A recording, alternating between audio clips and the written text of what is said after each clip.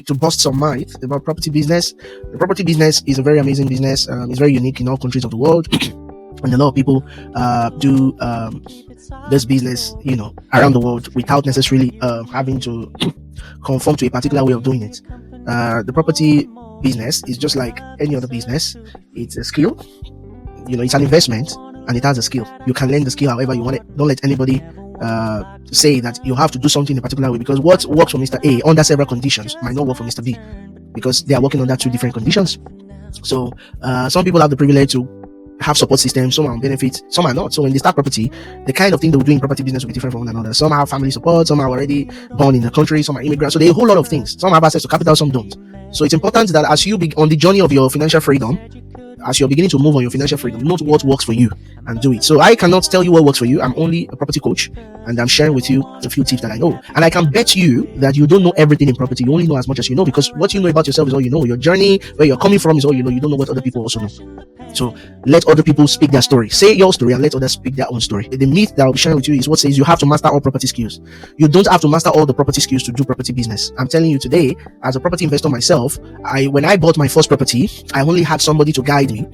I bought it myself, and I know a lot of friends and associates who bought their property by themselves. They learned some lessons along the line, but at least they were able to complete a deal. The only difference in an investment property and the property you're living in is that one will be generating money for you, the other one is more like a liability, because you have to work to pay off the money. So you're only gaining the other one is your equity, while the other one, your gain is the money you make from rent and also equity. So one gives you rent and equity, the other only gives you equity as your profit. But it's the same way you buy a residential property, you would also buy an investment property. But with investment property, you might need to be a little more knowledgeable. Don't cut a part of my video and come and quote me.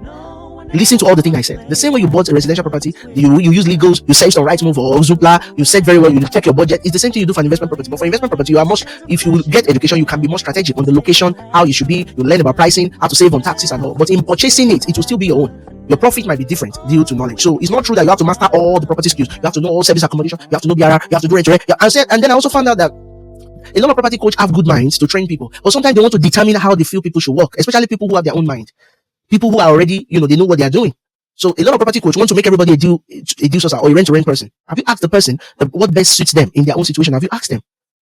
Some people can be a deal sourcer because they don't have, maybe responsibility for kids. Maybe you have to take kids to school and go and pick kids. Some can do it because they are free, they're single. Some people have a job that they're doing or a business. They just need something on the side. So everybody's on different level. So you can leverage on the skills of others. The ones you know. The ones you don't know, you can leverage. You don't have to spend all your life learning all the If every successful business person in our world today had to go and learn all property skills, had to go and learn all the property skills. If all successful business person today have to go and learn all the property skills, at what point are they going to be free to succeed? To even